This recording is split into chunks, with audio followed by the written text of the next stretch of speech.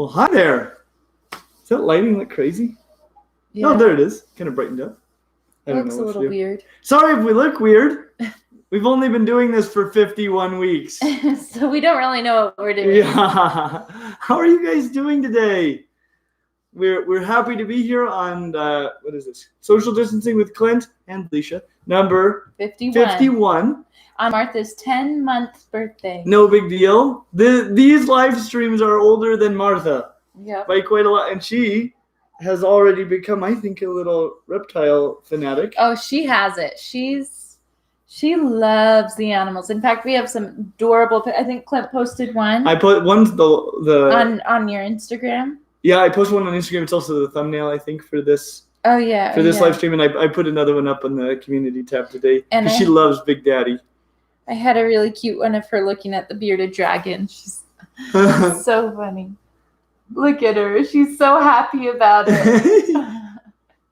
She crawls over to all the animals and pulls herself up and just stares at them forever. Can you believe it? Next week we'll make a full year of live streams for Social Distancing with Clint. And as you probably recall, it will be the last one. Yep. The final Social Distancing with Clint. I think we got our audio problem fixed from last week. Let me know if you're having any trouble hearing us at all. Yeah. But it looked like we already had a question. But before we get to that, something that I would really love to hear from you guys today, because this is our next to last Social Distancing with Clint.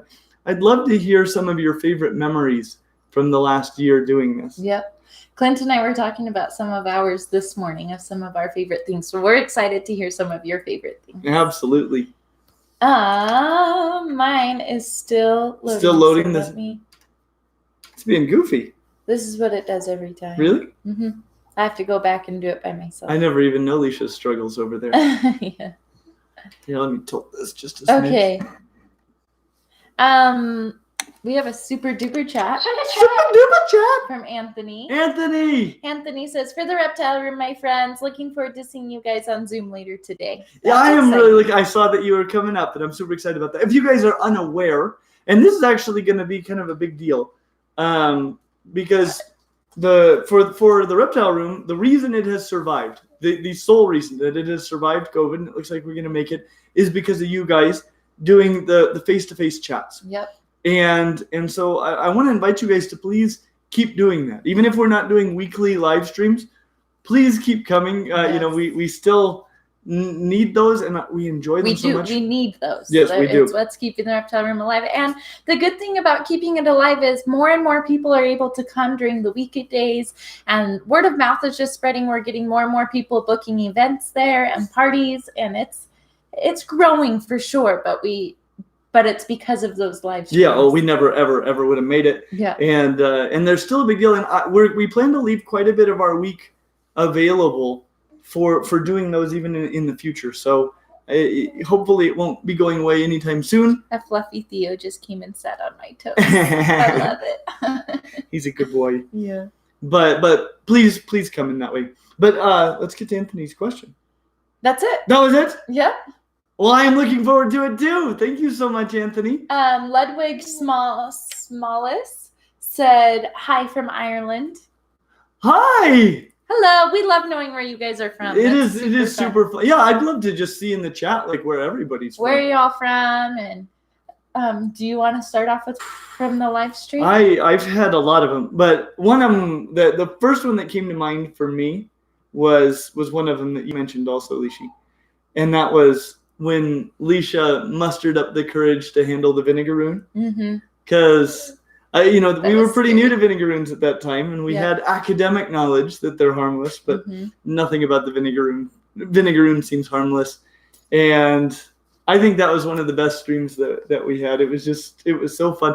Like Leisha was 100% real about how she was feeling. And then I was like Miami, Florida, Virginia, Nebraska. It was like, Lithuania. There's no way she was going to handle that vinegaroon.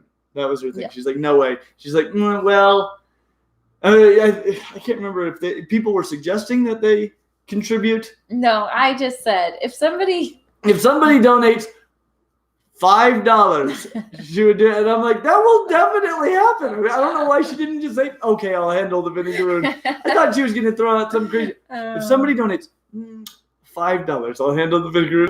I was just shocked, and then she made good on it, and that was a lot of fun. Yep. Tons of people are telling us where they're from. I want to hear more of them. South Carolina, the Netherlands. Did you say one was from Lithuania before? Yep. I didn't want to lose track of where I was in the story. But that's United Kingdom, South Africa. I've talked to via the live face-to-faces. I have talked to a lot of people from the United Kingdom. Yeah. Wales, Montana. Including just yesterday, I met a little boy named Noah from London. Cute. He's 4. He's got it. His excitement for every animal we were seeing. That's so cute. Oh, it was so much fun. I couldn't believe it. Justin Bingston said, watching from Montana, you guys have been a great piece in managing my seasonal depression. Thank you guys with a heart. Cute. I'm so glad. Colorado, Oregon, Texas, Long Island, Maryland. Howdy from Texas. Michigan, Southeast Asia, Pennsylvania, New Jersey, Pennsylvania, Massachusetts, Iceland, Manchester, Israel. That's so cool. That is Brooklyn. Everywhere. Speaking of everywhere, the first week after the end of social distancing with Clint, which will be, that day will be April 9th. But on April 10th, we are going to be in Phoenix, Arizona. Yep. Can you give them some of the details? Yeah, it's at CNN, like lowercase n, B Reptile. You can look them up on CNB, right? CNB Reptile. You can look them up on Instagram and see their full address. It's right in downtown Phoenix, Arizona. And Clint and Brian Cusco and Garrett Hartle and Dave Kaufman will all be there from 10 to 2:30 in the morning on Saturday. So not 10 to 2:30 in the morning. Sorry, 10 a.m. to 2:30 p.m. That'd be a heck of a day, wouldn't it? Yeah, that would be a heck of a day party. So if you want to come see those guys and take pictures with Clint and hang out for a minute, come to CNB Reptile in Phoenix, Arizona. And I talked to Garrett just yesterday because Garrett and Brian have already been out there, and they seem really, really awesome. They're opening up a brand new pet store down there in the Phoenix area. And one of the reasons they're bringing out Garrett, for example, is because they are wanting to get all their animals not just from some like general wholesaler or something, but from the best breeders for those animals. So they're going to have super dwarfs from Garrett. And just, they're going to go to the best breeders, and that's where they're going to get their animals, which I think is a really cool awesome concept. That's not the most cost-effective way to do it, but I love that that's the way they're doing it. Please support that. Somebody posted the address in Phoenix, but Clint's going to be there April 10th, not April 9th. Yeah. April 10th. April 10th. So be there. Which is my birthday. No big deal. So I'm sacrificing so that you guys can hang out with Clinty on my birthday. Come wish Leisha a happy birthday too. Okay, we have some more Super Chats coming in. Mr. and Mrs. Marilia said, favorite episodes, everything leading to Leisha being more involved, #Team Leisha. Mr. and Mrs. Marilia have always been Team Leisha. They have. They were like the first ones to be Team Leisha. So that was awesome. And we got to meet them on a live face-to-face, so that was awesome. Really, really They awesome. said the best live stream ever. Leisha anxiously held the vinegar. Yes, I agree. That might have been the best one. That was a little scary. Holding that guy.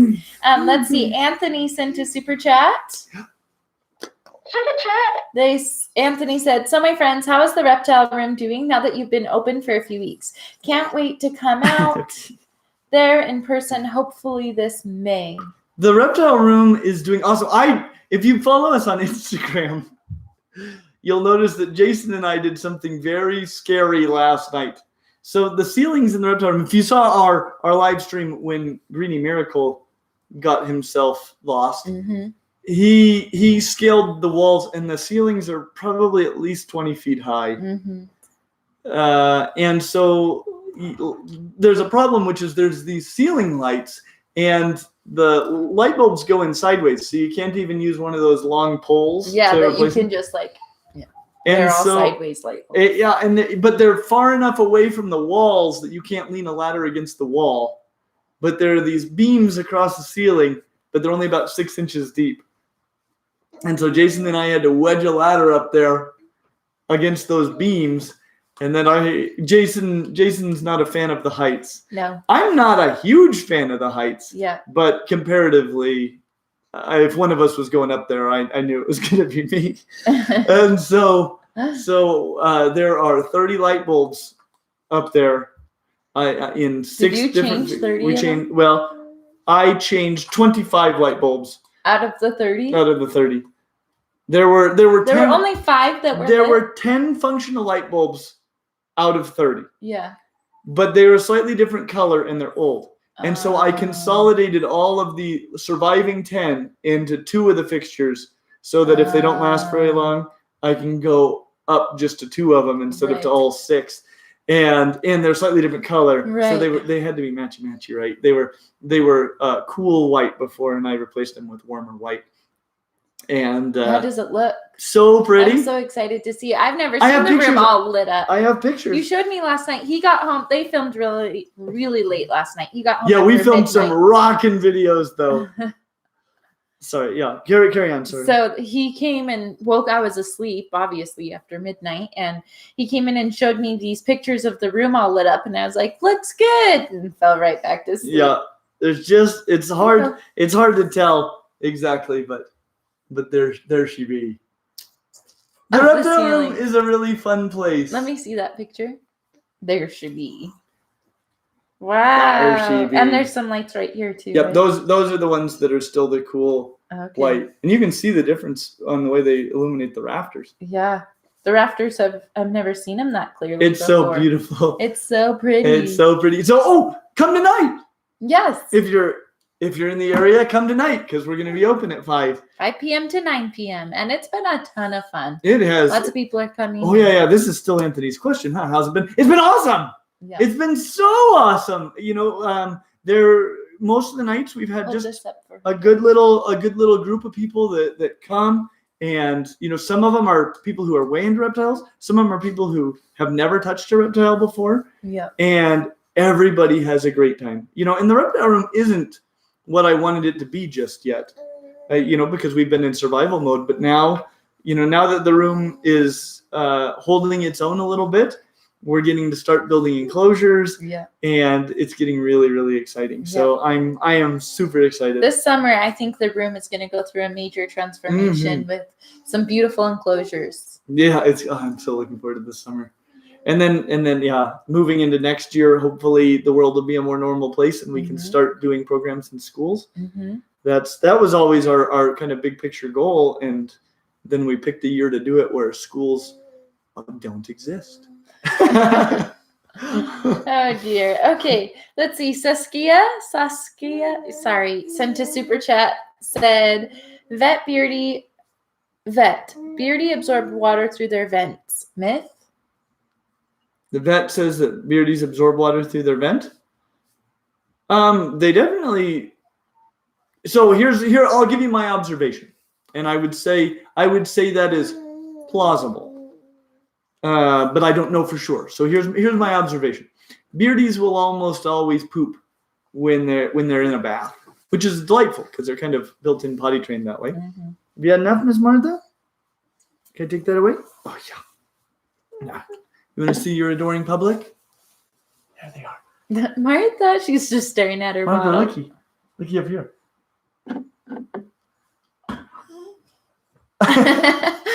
Milk dripping down her chin. Say hi. Can you show them how you talk? Say hi. By the way, last night we did a video about a creature that talks. And it wasn't humans. Hi. Say hi. Good job, Miss Martha. That was great. Good job. Can you say mama? Can you say mama? No. Say mama. What is she? I don't know. She's focused on something. I think it's soccer ball time. Yeah, the ball. All right. So where were we? We were talking about the room. Then I got distracted with a baby. You were talking about an animal that you filmed last night. Oh yeah, that talks. Mhm. But there was a question. The vent myth. Oh yeah. That's where I was. See, this is why I should never do this alone. Okay, so as far as the vent goes, so they definitely, it seems to get them going a little bit. I think they're definitely taking some water in through the vent when they bathe, and given the function of the large intestine, that it essentially pulls water out, it seems very likely that they could get some water through their vent. I would say plausible. Yeah. All right. Let's see. Mr. and Mrs. Morelia sent another super chat that said, one of us, the Mrs., has serious anxiety about the looming legislation that seems to be coming after our reptile hobby. How worried should we be? Well, I would say the biggest thing is worry's not gonna fix it. So you shouldn't be worried, but you should be thinking about it, right? And thinking about how, because I would say in the near future, especially if you're not in Florida, they're probably not going to crush the whole of the reptile hobby, but they are going to probably attempt to greatly restrict the reptile hobby, restrict the animals that are available to us, restrict our ability to ship them and to move them across state lines. This is a big deal, and I would say the biggest thing is support the organizations that lobby on behalf of reptile keepers like USARK. Additionally, get involved in your local community and try to just change the culture in this country with regard to reptiles. They don't come after dogs and cats, even though dogs and cats are a bigger invasive problem. And the reason they don't come after them is because they're too mainstream, they're too beloved. It's not a fringe hobby to keep a dog or a cat, and so they're basically untouchable. And I think until this hobby is viewed as being something that's more mainstream and acceptable, we're going to face these kinds of problems. Yeah. Good answer, love. Sherry LBW sent a super duper chat. Super duper chat. Wish I could get away to come see the room. Maybe this summer, late or early next year. That would be amazing. That would be awesome. It's just going to get better and better. Yeah. So I would love that. Sean P sent a super duper chat. Super duper chat.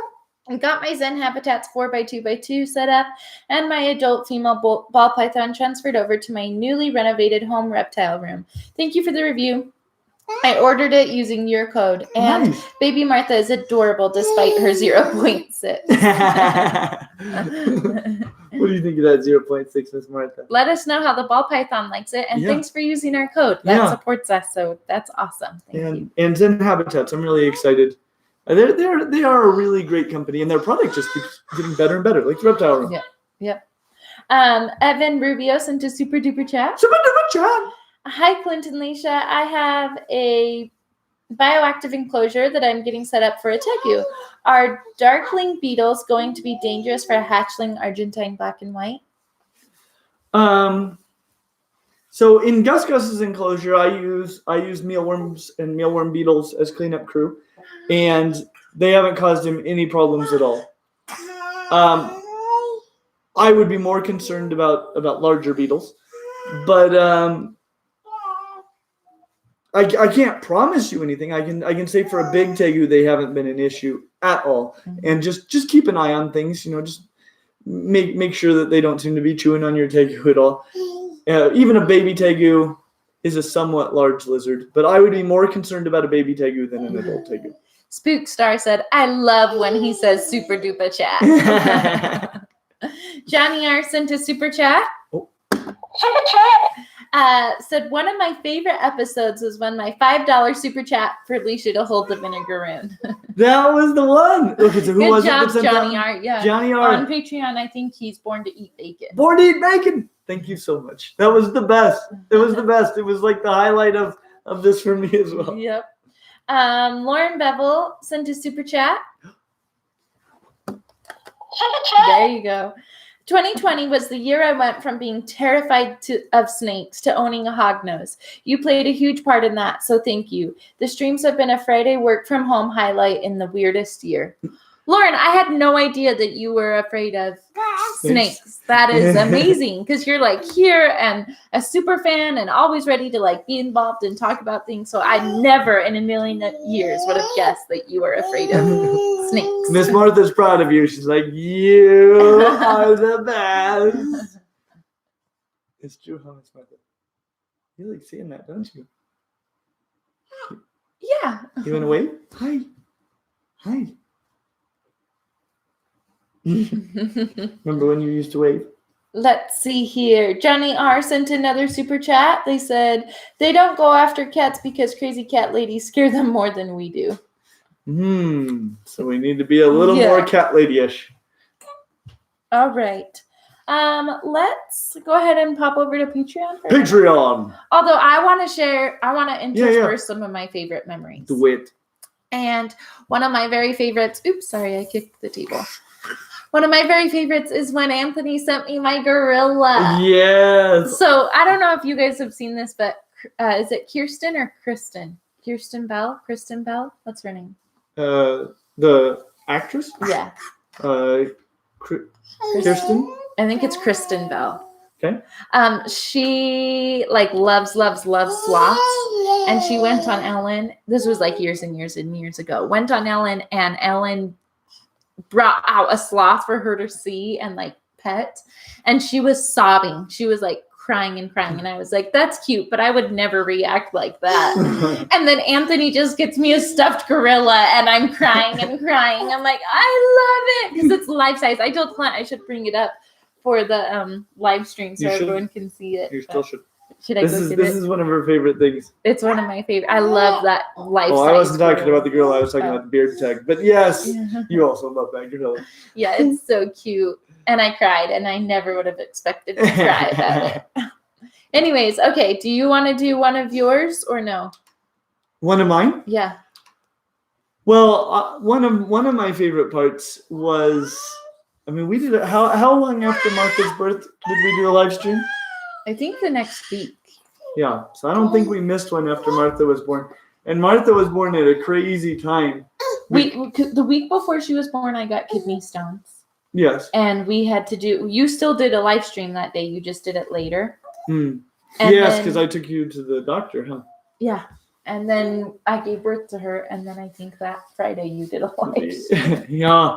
Well, and our experience with Martha's birth was incredible, you know, and it was like we hadn't probably either of us left the house since she was born, and she was born in the house. And so, you know, that was a really fun memory for me. Yeah, it was really fun. All right, David Shook. I actually want to go back and watch that one and to see what you said. Yeah. I remember I Marco Polo'd Karen and Michelle just like a couple hours after she was born. It was at like 4 a.m. or something. And I like told the whole story in about 30 seconds. And then the next, you like did a 10-minute story on the live stream. Hi, do you want your bottle? I can get it. All right. David Shook, patron on Patreon, says, Clint, I wanted to tell you a great story. We were teaching a class that included our corn snake. There was a young lady in the class that was in a wheelchair, very muscle constricted and unable to communicate verbally. She made it very clear that she wanted to see the snake up close. Her mom was absolutely terrified of snakes, but the girl loved them. So we decided that we would put the snake around her neck. We put the snake on her and all of the muscles in her body began to relax. Her mom cried. She and her physical therapy person couldn't get her to relax that much. We almost gave her the snake. The mom left with lots of info about getting a snake for the daughter to interact with during therapy. Changed my life. That makes me want to cry. Yep. My eyes got I tears got chills in them. all down my back. Yeah. That is the That's coolest amazing. experience. That is amazing. It is one of those things. So yeah, we a little while ago at the Reptile Room, we had an event where a bunch of really awesome girls, but that have had kind of, I think, a tough background, in their first few years of life. They all came to the Reptile Room, and they were all just such incredible people, and it was just so fun. Everybody just getting to sit there and relax and enjoy the snakes, and like it is just one of the most soothing experiences you can have, because I feel, especially with snakes, I think the emerald tree skinks are a little bit this way. It's something maybe you don't get as often with lizards, but with a snake, like, you just sort of connect with it, and you kind of flow, and you just sort of feel each other's energy, and it is so surprisingly relaxing for people. I think that is so incredible, and yeah, I wonder how many people there are out there that could benefit immensely from that kind of an experience. Yeah, it was really super cool. Thank you for sharing that story. Hedrigal said, what would you define as the difference between captive bred and domesticated animals? Do you think any of the reptiles besides the birds everyone knows about kept in captivity today would qualify as domesticated? Okay, so versus do you what's think the any difference? Of the reptiles besides the birds everyone knows about kept in captivity today would qualify as domesticated? I would say primarily the difference between just captive breeding something and domestication is that you're doing selective breeding specifically for personality traits that make that animal more suited to captive life, which probably has happened to some degree with reptiles, maybe not deliberately, but I think, here's the thing with reptiles is most reptiles are nowhere near as large and powerful as most of our the wild versions of most domestic, like livestock or wolves or wild cats, which are arguably not domesticated. And so we as breeders tend to not focus as much on personality traits, and we tend to focus more on aesthetics, which is a part of domestication as well. So I would say most of them don't quite qualify as being domesticated, though a lot of the reptiles that we choose to keep on a regular basis are ones that, even in their wild form, are pretty low key and well suited to captivity. Yeah. So I don't know how much domestication is even necessary for them, or how. Yeah. Those are my thoughts. Interesting question. Alicia Johnson said, I just wanted to say it was great to get to know Leisha and see the love you have for each other and your kids. You let us into your lives, and it makes your channel even more fun to watch. Thanks for sharing your love of animals and educating us in the process. Thanks for saying that. Yeah, that's incredible. I've really loved letting Leisha letting you guys get to know Leisha a little bit, because I think she's spectacular. And it's honestly something, as we move forward out of COVID time, again, we're not going to stop doing live streams altogether, but we're going to do them less often, and we'll be changing up our format. We'll be changing up when we have them. We have a lot we need to figure out about what live streams will look like in the future. She wants you, Daddy. But there are other members of our team that I would like for you guys to get to know better. Yeah. You don't want Daddy? No. He's the worst. Do you want Mommy?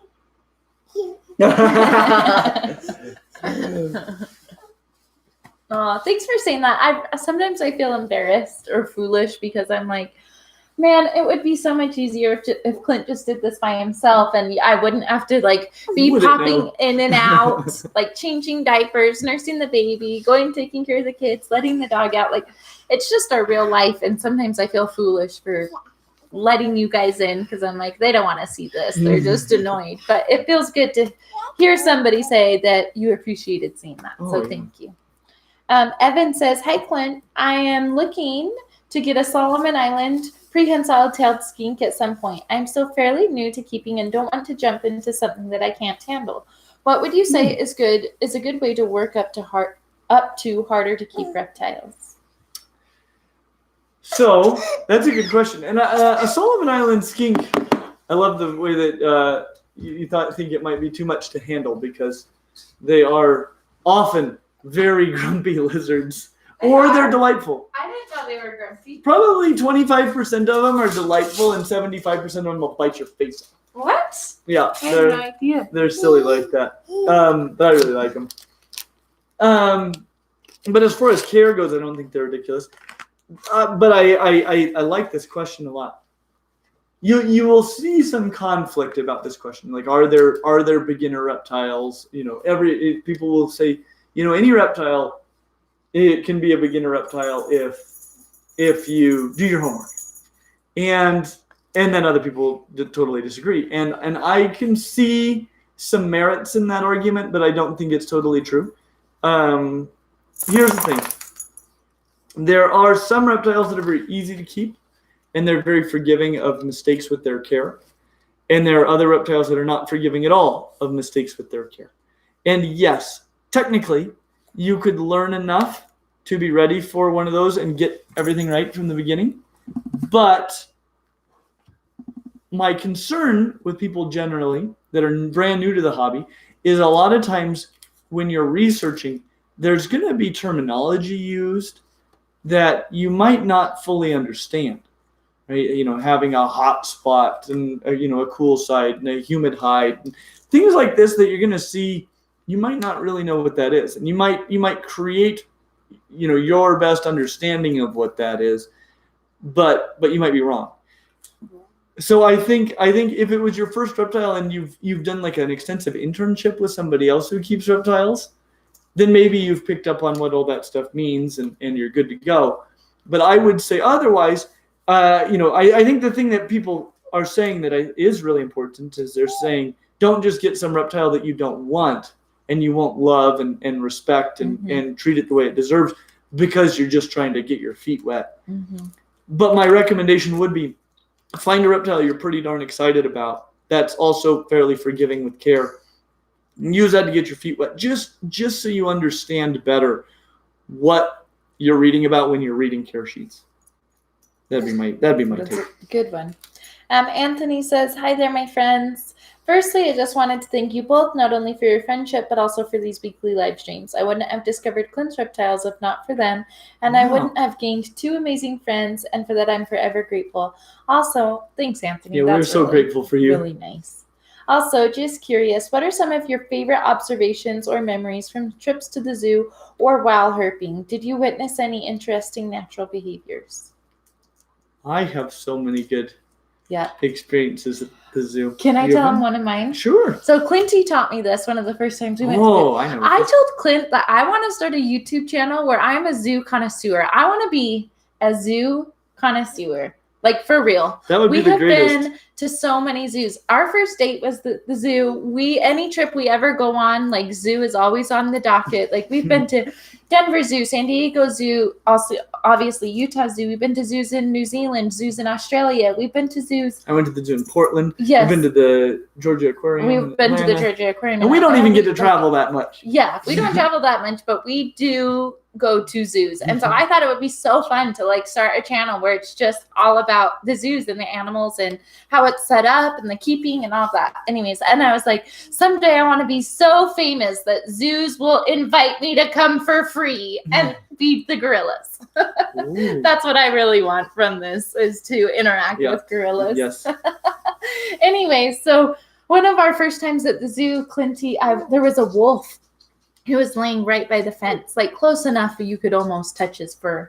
And I was like, "Here, Wolfie, Wolfie, Wolfie." He was asleep. And I was like making all these noises.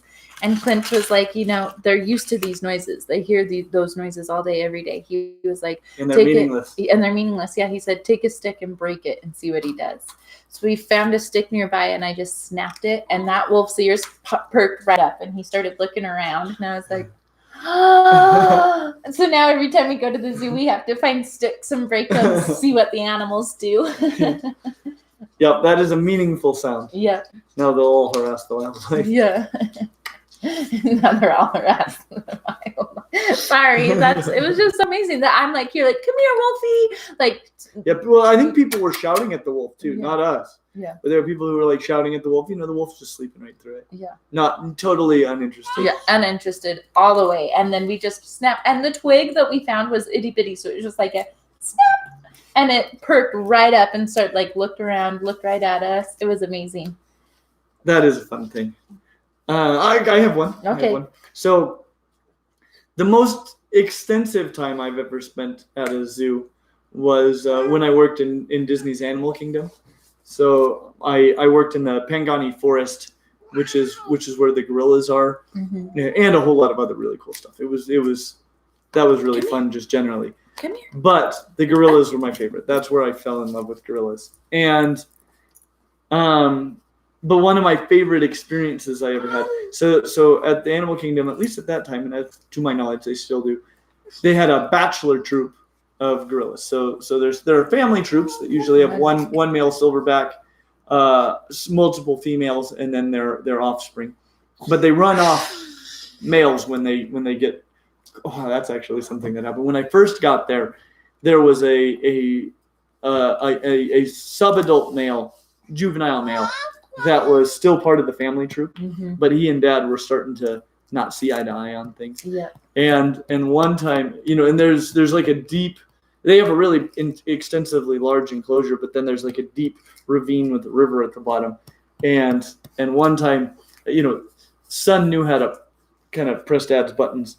And one time, Dad came after him, and he took off running, and he leapt off of the cliff down into the river below to avoid Dad's ire.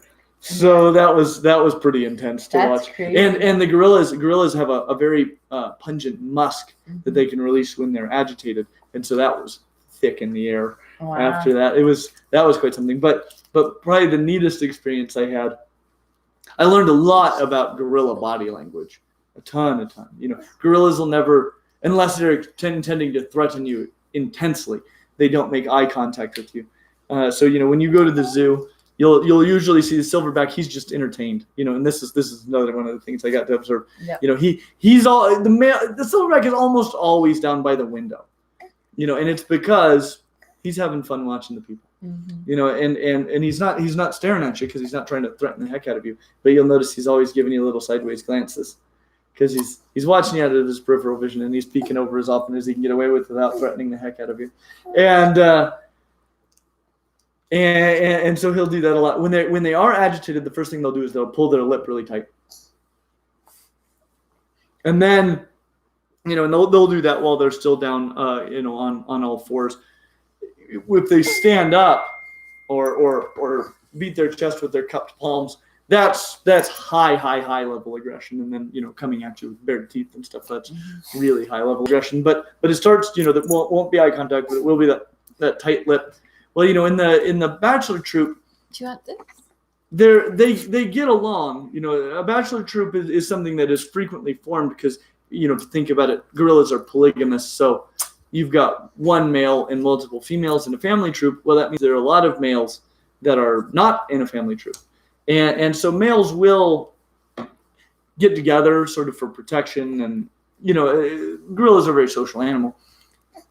And these are usually young males and very old males that are not really competitive for their own troops. And they're together, but they're not buddy, right? They stay near each other, but not too near. And sometimes they'll get into one another's space. Well, one day, Spike, he's probably colossal now. He was big then, but he wasn't the biggest in the bachelor troop. But his dad's the biggest gorilla in the world, so he's a big gorilla. He was down there with KJ, who is who at the time at least was the biggest gorilla in the bachelor troop, and they were right next to each other. Well, not quite next to each other, but KJ had come down into Spike's area, and KJ was the boss, but Spike didn't like it. He was frustrated by this, and you could see his tight lip, but he was frustrated, and he grabs this big log, and he's looking at Spike is. Yeah, and he's looking at KJ, but he's like, I'm gonna get myself beat up if I throw this at KJ. But you could see the frustration in him, And then he looked up at me, and I was up high. He was down in the ravine. I was up high, but there's no glass or anything between us. He just looked up at me, and it was you could just see it in his eyes, like, nah, he can't do anything. And he just threw that log at me, and it was awesome. It was a really fun experience. How close was it to hitting me? Yeah. So there was a fence about that came up to about my stomach. And it hit that fence right in front of me. So if the fence wasn't there, it was at the peak of its arc. Yeah. So I was getting ready to catch it. Yeah. I was going to play log catch with a gorilla, 400-pound gorilla. But that was quite something. That's so awesome. Gaylord said, what was your favorite bioactive setup to build off camera? And what are your favorite reptile-related topics that you've discussed while doing the live streams? Good health and safe travels. My favorite one to build off camera? Yeah, just, I guess, which one you've ever Honestly, probably the most fun enclosure I've built so far, I think, is probably the paludarium that's on our set. Really? Well, the thing about that was, in this, I love doing enclosure builds, but because I didn't have people who were waiting on me and stuff, and the entire goal of that enclosure was to build something beautiful. Like, usually I'm trying to build something appropriate for a given animal. You ready to go? This, I didn't even have an animal for it. It was just part of our set. And so the whole goal was just make it pretty. And so I got to experiment and play around with different materials. I mean, they're all safe for animals. And eventually I did find an animal that is appropriate for that enclosure. But, the goal was just to build something really beautiful. And that was really, really fun to do. That's awesome. And then it's, what are your favorite reptile related topics that you've discussed while doing the live streams? My favorite topics. Usually, if you get me into any geeking out about like some concept in biology, I'm having a really good time. Yep. Ben Brickley said, what advice would you give to the new owner of a something tortoise? Something tortoise. Marginated tortoise. So what advice would I give someone? Yeah. To a new owner.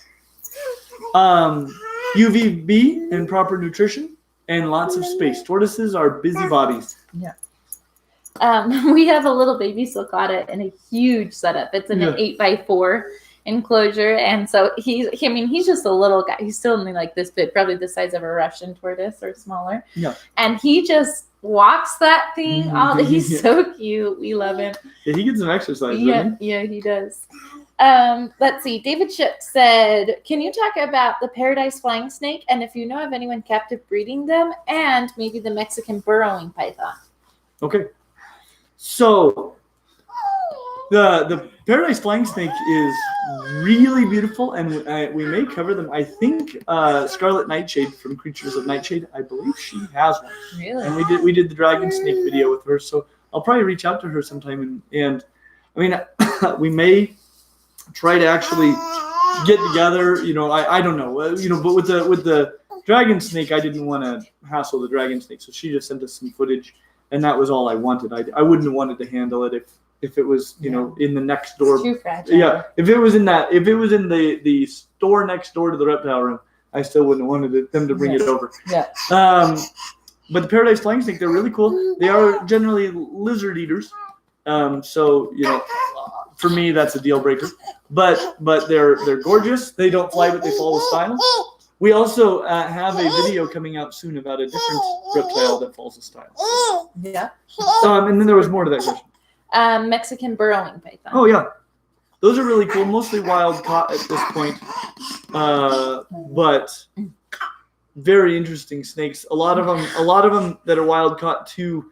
They're kind of difficult to get them feeding in captivity. So if you ever consider one, maybe just wait for them to be captive bred on a regular basis. If you are a boa breeder, do maybe be hesitant about getting one unless you know that they're getting it to eat. Yeah. Let's see. Ricky Trey Mosley said, my family loves these streams. I love Clint's Reptiles and his education videos, but it has been such a blessing getting to know Leisha through the live streams and seeing little Martha grow. I love the interaction between you two. Thank you, Leisha, for letting us in your home. God bless your family. Thank you so much. Thanks for saying that. Yeah. That really, like, you guys probably don't know how much that means to me, especially, but to us. Thank you so much. It has been really cool. This is so different from, kind of what we've done generally with the channel, but I'm really glad that we've been able to be here during this really weird time. And it's been fun for me too, because I felt like in the beginning, like your videos are very educational. Like a lot of YouTube videos, it's like you're getting to know the presenter as much as you're getting to know the information. But with Clint's Reptiles, it was more about the information and less about the presenter, even though you do have a lot of personality and you're cracking jokes and stuff, but it was like less about getting to know you. Yeah. And I feel like these have been really amazing because they're getting to know you on a personal level and you're fun to know. So, thanks, Bear. Yeah. So it's been fun. Let's see. Sean P said, "What are a few examples of adult animals that will fit in the common enclosure sizes? Examples: 10 L, 20L, 40L, etc. This isn't. I have a tank. What can I buy? More. I bought this baby animal. How big an enclosure will I need when it's grown?" That's a good question. We have a video actually about small pet reptiles that would fit in a 10-gallon tank. 20 longs are actually one of my favorite sizes for kind of people with space limitations. 10s, it's hard to do much with 10s.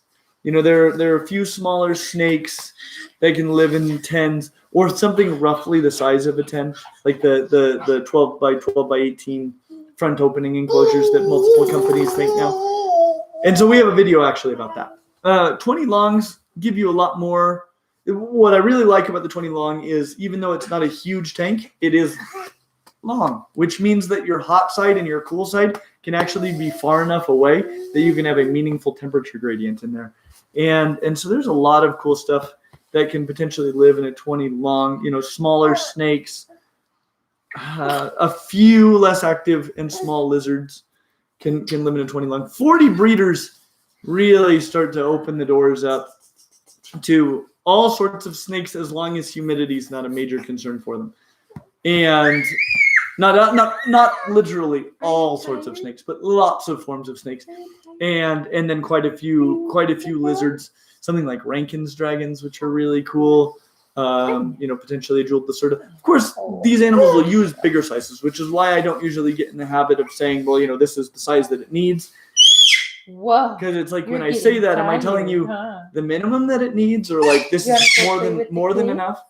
I interestingly have recently had an experience where I have concluded that I have some crested geckos in an enclosure that's too big, and I've pulled them out. They were losing weight because I just don't think they were finding their food consistently, and these were adults. Yeah. And so I've pulled them out of there. I know there's some eggs in there, so I'm letting those hatch.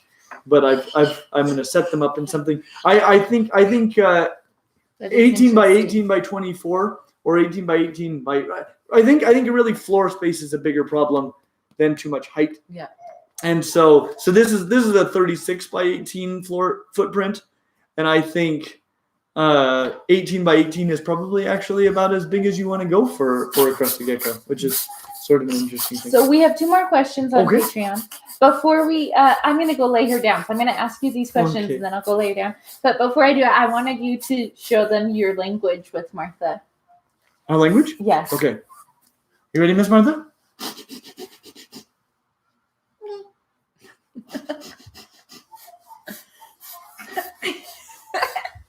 They sniff at each other. It's the cutest thing. It's so cute.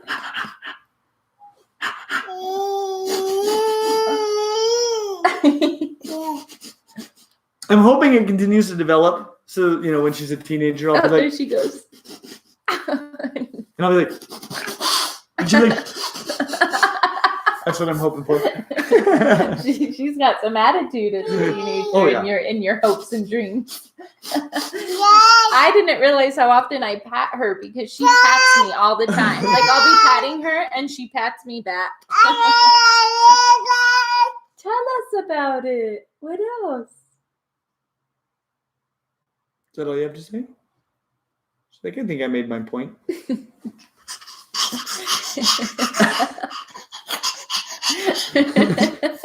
Can you believe she wasn't even born when we started doing this? All right, 2 more. This is from Ari Jendresa. They say, hello, Clinton team. Thank you again for a really nice face-to-face call on Tuesday. I'm catching up on the social distancing strains now and planning to go to a local reptile store over the weekend to check them out. They breed leeches.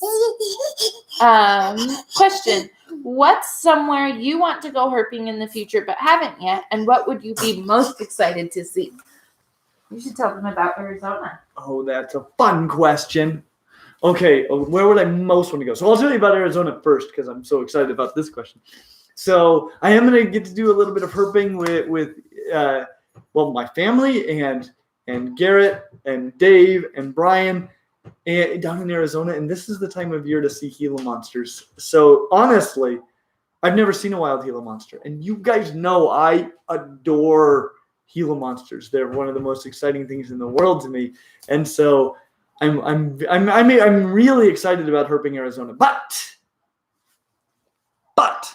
Arizona is not the place I'm the most excited about. And I've never been herping really in Australia. I mean, I herped like for a few minutes while I was there. And there was a lot of herping to do even in the Australian Reptile Park. Like even aside from the reptiles that are there because they're on display there's a heck of a lot of just wild, especially Australian water dragons. They were everywhere. But I would love to go back to Australia. But that's probably not number one. Probably number one is going to be between two places. Oh, boy. Okay, there are a lot of places I really want to go herping. But there are probably two. I don't know. Because here's the thing. I would really, really love to go to the Amazon. But I lived in Peru for 2 years. And just traveling in Peru is kind of terrifying. It's sketchy. It's the traffic horrifying, and so now that I have a family and whatnot, she's down. Mm-hmm. Good job there. I'm a little bit nervous about that. Somewhere I'm really excited about that I may get to go in the nearest future is Costa Rica, and here's the deal. This is the thing. I love herping in the desert. In the desert, basically, all of the animals are really cool, but they're kind of low density because it's a desert. When you go to rainforests, and I've hardly ever been to rainforests in my life because the part of Peru I lived in was the Andes Mountains and the Atacama Desert, which is the driest place in the world. And you lived in the middle of Lake Titicaca. I did live in the middle of Lake Titicaca. That was where I saw the most life. But the rainforest, like, I don't know if I will even be able to function. Like how I bet I could spend a day happily in like a 20-foot by 20-foot space. Oh yeah, for sure. If there were rocks and leaves. I went to the Amazon and we had a tour guide while we were there pointing out a few of this and that. Like we saw leafcutter ants, we saw some monkeys, we saw a bunch of squirrel monkeys, we saw an armapaima. But like, I just can't imagine actually going with Clint and exploring because now after knowing Clint, I know of all of the amazing creatures that could actually be in the Amazon. And I would be like looking at all the bromeliads that are hanging from the forest. And I mean, bromeliads everywhere. And I'd be looking in those things for little strawberry dart frogs and all sorts of fun things to find in the Amazon. Can I tell about an experience I had? So I'm from the desert, as you know. And ants, which I really like ants, their chemical trails don't last very long in dry climates because they evaporate very quickly. And so something I had never seen in my life was a column of ants all walking together. When I moved to Florida, I walked outside one day and there was just this huge continuous column of ants. And I started to cry. I have never heard that story in my life. And so he lived in Florida when he was 22? 22. And so he was like not a child. No. And I was like, while I'm crying, when I am often not a very emotional person. No. So when I am until you are. Yeah, until I am. And when I am, there's a huge logical part of me that is watching me be emotional. And I'm like, look at you. I didn't know you felt that way. That is fascinating. And that was one of the subjects. I'm like, man, I must be about as happy as a person can stand because. Oh wait, I knew that story. You just didn't tell the other part of that story. What's the other part? You were listening to the Rob Thomas. No, that's a different story. Oh. And that was sadness. Okay, but there was a time I was studying for a biology test Mm-hmm. in the library in college, and I was listening to a song. It's "Little Wonders" by Rob Thomas, which is in Meet the Robinsons, which is a truly great movie. Underrated and truly great movie. Yes, and Rob Thomas is one of my favorite musicians. Let him know if you know him. And I'm having this experience. I'm studying. Okay, so these are my weird emotional moments. I mean, like, I don't cry that often. No. But I will cry for movies and stuff. Yeah. I like me a chick flick. But Yeah. anyway, though they're rom-coms now. Yeah. Okay. So I was reading about how there is a part of the cell that initiates its own destruction. And I started to cry. And I'm like, okay, that demonstrated to me a lot the power of the right musical score. Yeah. For something. And probably your tiredness. Yeah, because I have a feeling, studying. I wonder if even the montage in Up, if you watched it on mute, if you'd be okay. Yeah. Because no one's okay when it's not on mute. No one's okay. Hey, yeah.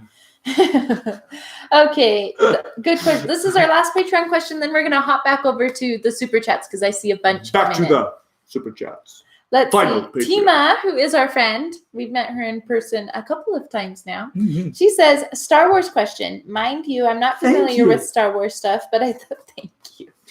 But I thought this question would be fun. Can you tell me why lightsabers clash together instead of going through each other or bend each other, electromagnetic fields or something else? That is a great question. And I bet that is well understood by people who are even deeper into Star Wars. There was a time when I probably could have answered this well. I don't know. So I think it's some sort of plasma, which would have mass, some sort. And you see the way that they swing them. They have some mass to them. They're not purely an energy weapon, I wouldn't think. I don't know. And so I'm going way out on a limb here. They focus everything through these focusing crystals, and then it's high-powered. The Death Star, actually. I'm just going out and just saying stuff I know kind of about lightsabers. The Death Star functioned essentially as a colossal lightsaber. That's what it was when it shot. But why would one light beam stop another? I don't know, because it's not just light, maybe not just energy. It has to have some mass component. And if you think about it, I mean, the way that they filmed the movies, the lightsabers, they had like big heavy metal blades to them that they animated over. And so George Lucas intended for this to be a weapon that has some mass in the way that you swing it. And the techniques that they used in the original trilogy, they were very much, they were medieval fencing techniques, especially Darth Vader. And so makes you think, however it works, and I wish I knew more, but however it works, that beam seems to have a component of mass to it. Interesting. Good question. Yeah. Good question. There are people who know way more about this stuff than I do. Anthony sent a super chat. There it is. I'm so happy that you guys loved the gifts I sent. You deserve them all. The replica skulls and the gorilla were labors of love. Much love to you. Thank you so much for those. I was showing those to Russ from Aquarimax Pets. He came back. You guys know we've done a couple of collaboration videos with him already. He came back last night and we did some really fun, awesome videos. But I was showing off my Anthony skulls and a bunch of fossils. Yeah, it was so fun. Pretty much. I mean, a lot of people who come into the room really like the channel, and so oftentimes they want to go take pictures in the studio or things, and Clint will show off all of the stuff that's on the shelves back there from you guys. The Gaboon Viper from Sherry, and the skulls from Anthony, and the cute little plush chameleon, and all sorts of and ramen reptiles is, Yep. Absolutely. And I'm sure I'm forgetting some, so I'm sorry, but just so many So many awesome ones. Stephen Shepard sent a super chat for Martha, going from being born to learning to talk. Nice glasses, Lucia. Are they new? Yeah, they are. And I was like, can I tell people? And Alicia was like, yeah, I don't need to talk about my glasses. Yeah. What do you think? I have almost 20/20 vision. So the optometrist said, like, you don't really need glasses. You're fine if you don't want them. And I'm like, but I want them. I want to wear glasses. And so it's not quite 20/20. Yeah.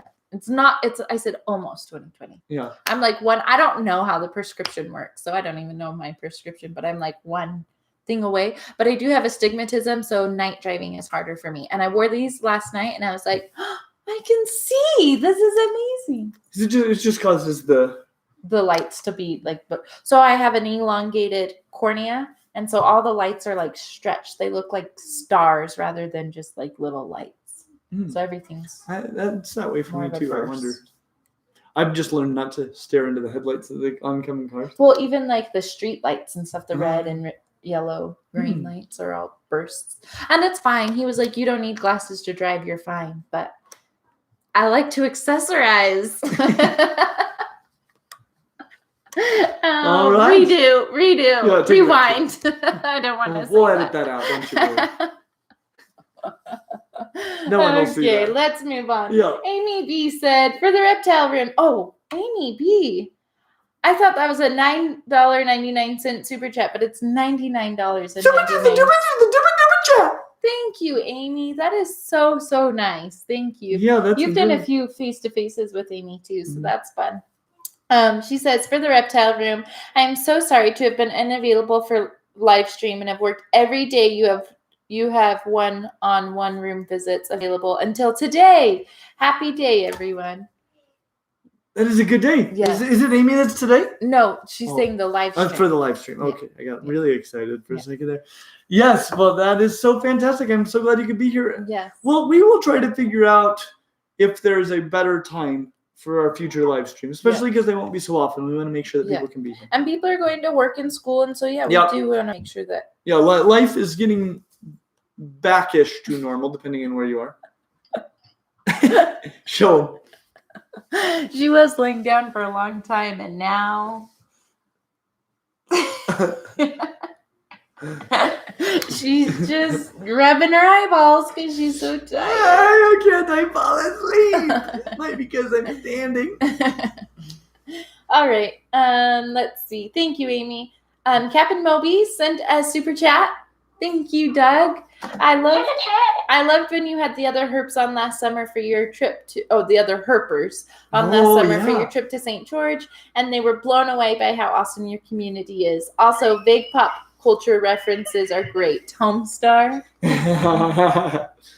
That was really fun, and you guys are just the greatest community anywhere. I mean, the reptile community. Large scale, not this awesome. Nope. Any online community, not this awesome. Any in-person community, not this awesome. We have been so blessed by you guys. And honestly, it's been your encouragement. You guys know our channel just barely turned 4 years old.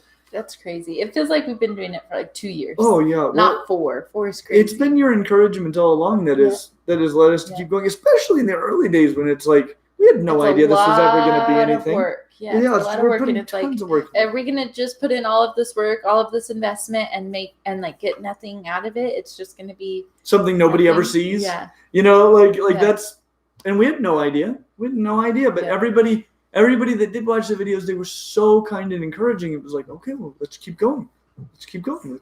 Let's make more. Yeah. Our original goal was basically top 5 for beginners. And some follow-up videos about those 5, and that's where the plan ended. Yep.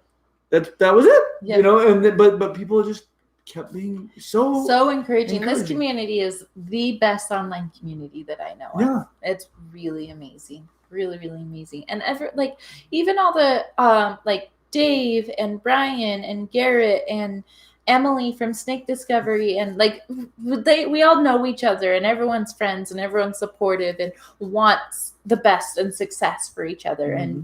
And I think that that's rare for online communities. Yeah. So anyways, you guys are awesome. I'm so thankful. We should chuck some more in there. New England Reptile. Oh yeah. And Chandler and Tyler Nolan. Oh yeah, Chandler and Tyler Nolan. Just honestly, even some that are maybe less doing what we're doing, but similar. Other people that are do pet stuff like Tyler Ruggie. Oh yeah, you've met Tyler Ruggie and Maddie. Yeah. And you've met. You want to do a collab with? Oh yeah, Exotic.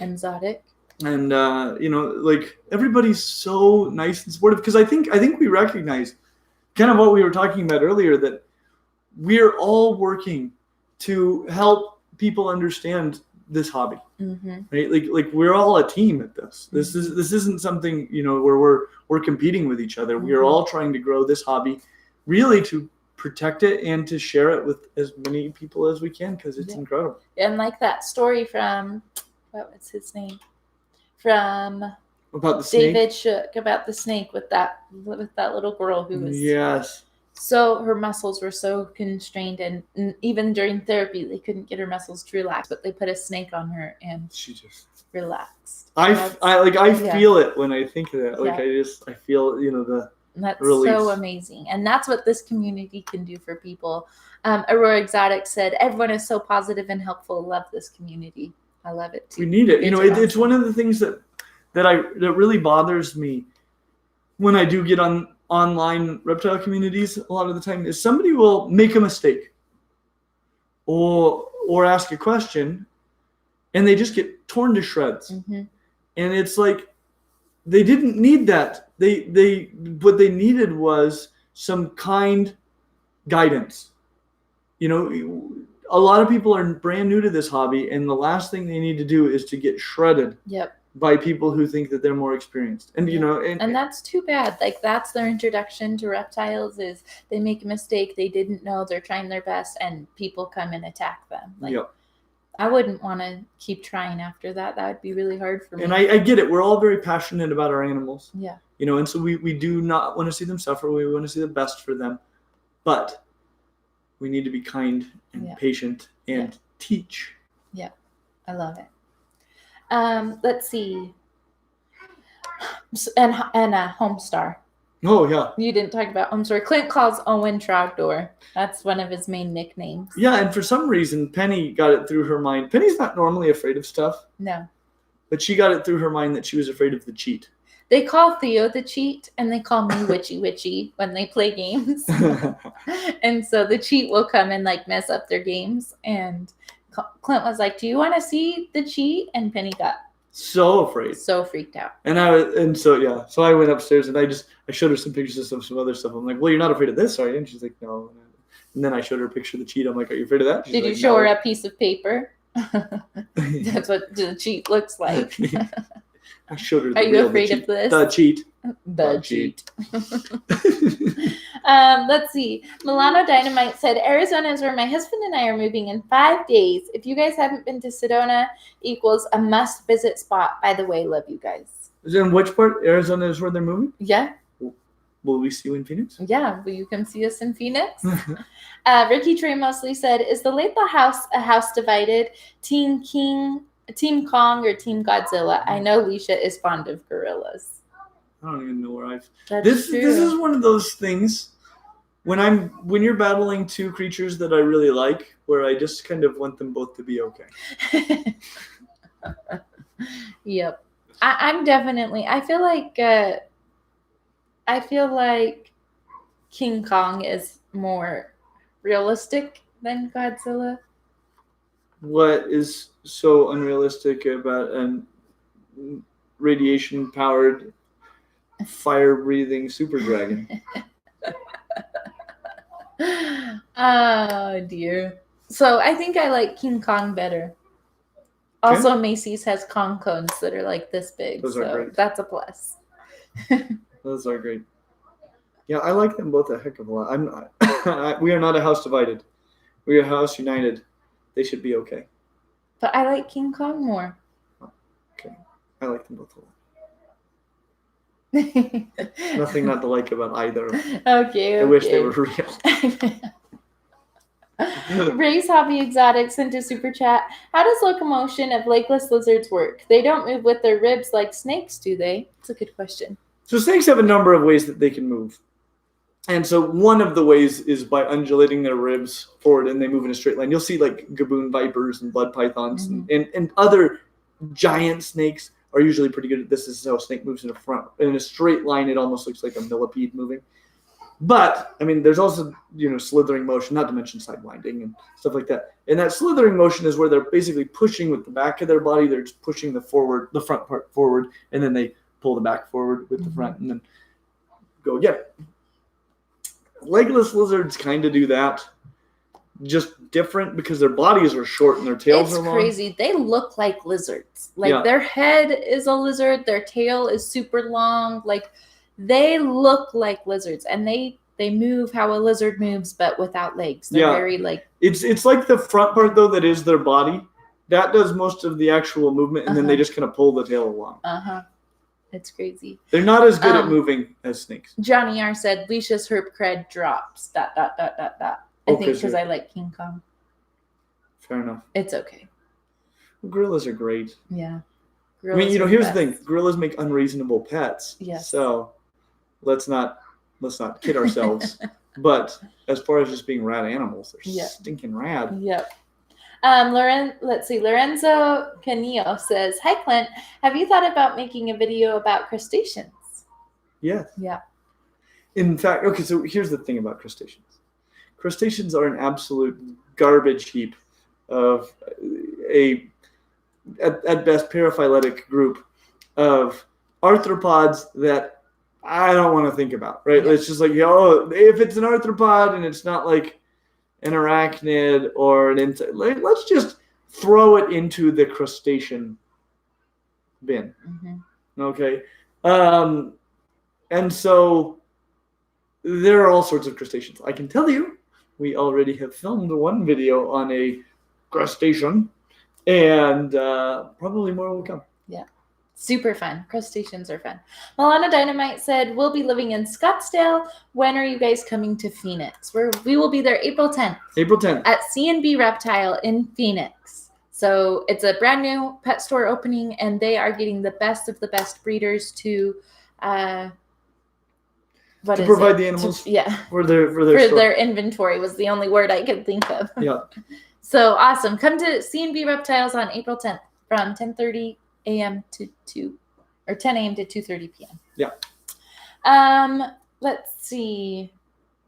I think they said people are saying, come to Texas. I want to go to Texas. Somebody asked, what are you going to do with the Starry Night tadpoles? Okay. I've been thinking about that. I need to figure out exactly what I'm going to do with them. Because I have now not one clutch. Not 2 clutches. Really? I didn't know this. Not 3 clutches. Really? 4 clutches.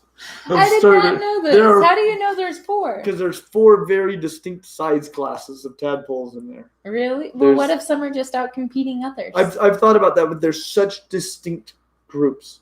And some of and I will tell you. So when I had 2 clutches, I thought that was the case. I just had some big ones that were out competing others. Then the 3rd showed up, and I kind of didn't notice them immediately, but it's like, there's 3 really obvious sizes. And then just yesterday, I noticed a whole bunch of them that are the size they were when they were brand new, when I first saw them. And it's like, there weren't any of those 2 days ago.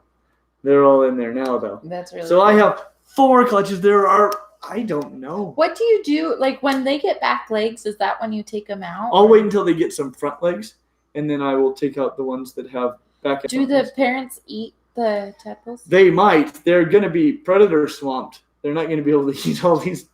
They don't eat the tadpoles. They might eat the froglets. Really? When the froglets come out, they can't possibly eat them all, but I'm going to try to pull as many near froglets out as possible. I'm going to move. I actually talked to Josh's frogs about this just the other day about what do I do for them when they start to get bigger? Because somebody had told me at one point that the froglets are difficult. So kind of all this difficult, how? I don't know, like difficult to keep alive. So I haven't been counting my frogs before they've metamorphosed. Right. Okay. But I talked to Josh's frogs, and they're like, no, they're not. So I am actually now starting to prepare myself for what is exactly, in metric units, a heck of a lot of little frogs. Metric units. And what I think I will probably do with them, I'll probably sell some of them locally. I may make them available to you guys, probably in lots of like 4 or more. Because I'm like shipping and froglet. I don't have a lot of time, and so getting, if I've got say 200, you're gonna make them available to. I think I will. Subscribers. I think I will. That's exciting. I didn't know that. And I haven't really crossed that exciting. bridge just yet. But if I really have like 150 Story Night Read frogs, I'll probably see how many people are interested in them locally. The other thing is, so Josh's, and a big part of why Josh's frogs gave us 4 was they wanted to see if we were as successful breeding them as they are. Yes. The answer is yes. Yes, we are. But we only have 2 adults. We have 2 adults and 2 sub-adults. So this is what one pair is doing for me. That's crazy. So I don't even know. Like, what if the other 2 sub-adults turn out to be females? When we're there at the room, we can hear the frogs crawling. They were going last night. When you were filming? When we were filming, I was like, stop it! There's enough of you guys already. That's going to be on the bloopers. That's fun. Okay, I think we are all caught up. That's all the questions? That's all the questions. What fun. This has been so fun. Hey, guys, can't believe it. Next one is the last social distancing with Clint. It should be a lot of fun. I've got some fun things. You got to come for the very last social distancing with Clint wrap. Yep. That's how we're going to wrap it up. Wrap it up. With the last wrap. Wrap it I'm up. worried I'll wrap cry. It up. During your wrap? I don't know if it'll be during the wrap. I don't know. You're not going to cry. Don't know. You're not I was feeling pretty emotional last week when everybody was talking about it. When I told them we were putting it into this. Yeah. And this one really will be the last social distancing with Clint. So yeah. What a year it's been. Crazy. Well, we love you guys. Thank you for being here. Anything else? Thank you for being here, and thank you for scheduling one-on-one still. Yeah. Thank you for your support and making this the best online community there is. Absolutely. It's stinking rad. Right. As always, like and subscribe. We hope to see you real soon.